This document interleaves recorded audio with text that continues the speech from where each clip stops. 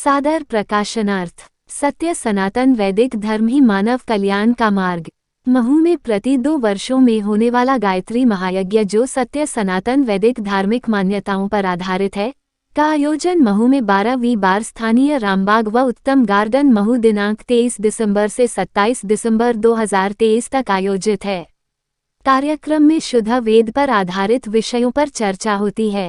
कार्यक्रम में कपोल कल्पित बातें न होकर व्यक्तित्व निर्माण, समाज व राष्ट्र के प्रति हमारे क्या कर्तव्य हैं, आदि विषयों पर विद्वान वक्ताओं द्वारा व्याख्यान के साथ ही हम इस संसार में क्यों आए, परिवार, समाज व राष्ट्र के प्रति हमारे क्या कर्तव्य हैं, इनकी उन्नति, विकास में हम कैसे सहभागी बन सकते हैं, समाज में फैले अंधविश्वास, पाखंड एवं कुरीतियों से कैसे बचा जा सकता है, आदि अनेक बातों पर चर्चा होती है।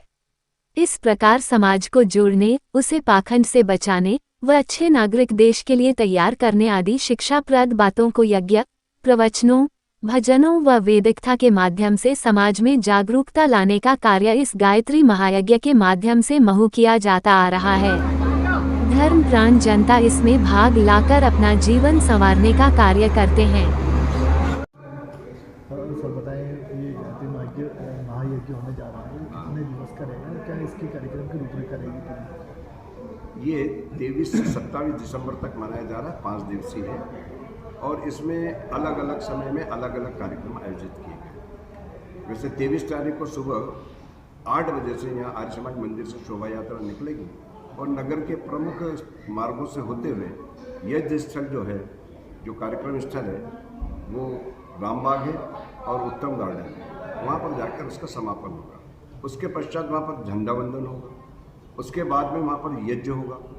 यज्ञ प्रतिदिन होगा 8:30 से लेके और 12 बजे तक यज्ञ भी होगा, भजन भी होंगे और प्रवचन भी होंगे। फिर उसके बाद में 2 बजे से लेके 4:30 बजे तक वेद कथा होगी। परमात्मा का दिया हुआ ज्ञान दुनिया में केवल वेद है, उसकी कथा होगी और उसकी कथा को करने के लिए जो है गुरुकुल की स्नातिका जो है, जिन्होंने 13 वर्ष तक गुरुकुल में रहकर स्वाध्याय किया है, वो प्रज्ञा वेदालंकार हैं, वो आ रही है। फिर उसके पश्चात शाम को 6 बजे से लेकर 9:30 बजे तक बहुत हमारे पास में बहुत अच्छे भजन गायक, मधुर भजन गायक आ रहे हैं, जो अध्यात्म, समाज और राष्ट्र के ऊपर प्रस्तुति करते हैं, उनका सुनेंगे और समाज, राष्ट्र विषयों को लेकर, जो ज्वलंत समस्याएं समाज और राष्ट्र की, उनको लेकर हमारे जो वक्ता आ रहे हैं, अंतर्राष्ट्रीय ख्याति प्राप्त वक्ता हैं। एक उसमें है आचार्य योगेंद्र याज्ञिक और दूसरे हैं डॉक्टर वागीश जी, जो पूरी दुनिया में उनको लोग सुनने के लिए तरसते हैं। ऐसे विद्वानों को हम बुला रहे हैं। अधिक से अधिक लोगों को हम इसलिए बुलाते हैं कि सत्य सनातन धर्म की बात को लोग समझें। हम सनातन धर्म को मानते हैं, लेकिन सनातन धर्म को जानना भी चाहिए और वह अनेक कार्यक्रम होते हैं, लेकिन सनातन धर्म का जो आधार है, जो वेद है, जो परमात्मा का ज्ञान है, उसकी चर्चा कोई नहीं करता है। उसके लिए हम यहाँ पर ये कार्यक्रम करते हैं और इसीलिए सबसे हम निवेदन भी करते हैं कि ऐसे अवसर पर आकर आप स्वयं लाभान्वित हों और अपने मित्रों को भी लाएं, परिवार को भी लाएं।